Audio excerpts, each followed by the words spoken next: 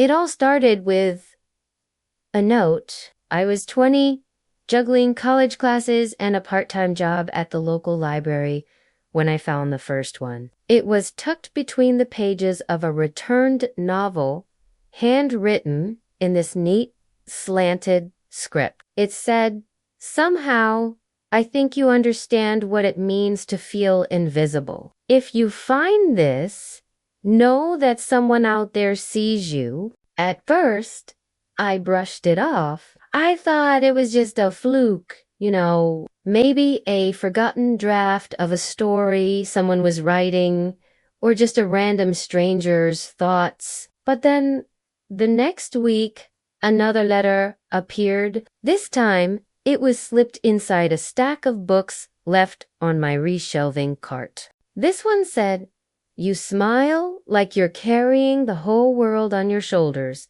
and yet you still smile. That's rare." I had never really thought about my smile before. That night, I reread that line so many times. My heart was just pounding with this mix of curiosity and nerves. Who was writing these? And honestly, why me? Over the next few months, the letters kept coming. Sometimes they were weekly, sometimes just once a month, always hidden in places only I would notice. They were never creepy or demanding. They were just thoughtful, beautiful observations about life, kindness, and loneliness. It was strange, but they made me feel seen in a way that no one else ever had. I started keeping them all in a small box under my bed. It became my treasure chest of words from a stranger who somehow seemed to know me better than anyone. And then the letters started to feel more personal. One read, "I think about what it would be like to sit across from you, coffee cups in hand, with no more letters between us." Another said, "Sometimes I wonder if you'd even like me if you knew who I was." Those words, they haunted me because by then I had to admit something to myself that seemed completely impossible. I was falling for the person behind the letters. 2 years, 2 whole years of words, of longing, of this beautiful mystery, until one cold winter evening, I found an envelope on my car windshield. My breath caught in my throat as I unfolded the paper. It was short and to the point. "If you want to know who I am, meet me tomorrow, 5 p.m. at the park bench by the fountain." I didn't sleep at all that night. My mind was just spinning with possibilities. Was it someone from one of my classes? A complete stranger who had been watching me from afar? I was absolutely terrified, but my heart just knew I had to go. The next day, I was sitting on that bench, my hands trembling. The minutes ticked by so slowly, and I was starting to think no one would show. Then I heard footsteps.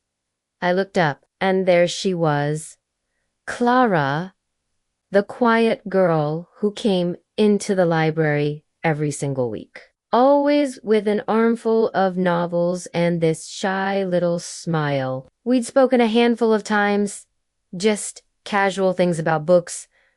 I never in a million years imagined. "It was you," I whispered, my voice cracking. Her cheeks turned bright red as she sat down beside me. "I'm sorry," she said. I never knew how to talk to you." The letters felt safer. For a moment, I was speechless. Then I just started laughing, even though tears were filling my eyes. "Clara, I read every single one. I kept them all." Her eyes widened. "You did." I just nodded, and I think I fell for you, letter by letter. Her breath hitched. Then she reached for my hand. Her touch was hesitant, but so warm.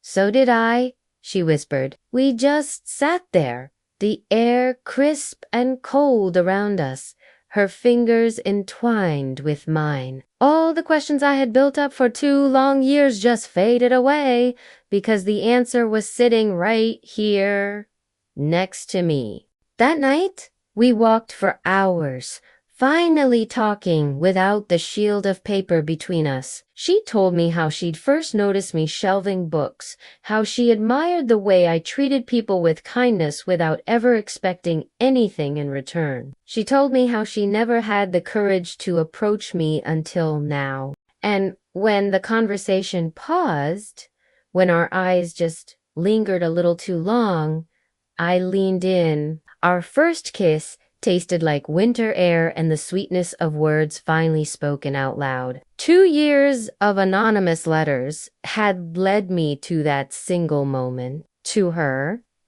And as we stood there under the glow of the streetlights, I knew I didn't want a single letter more. I just wanted her right by my side, out in the open, where our love belonged. Thank you so much for listening to my story. If you enjoyed it, please consider liking this video and subscribing to the channel. It means the world to me. I'll see you in the next one.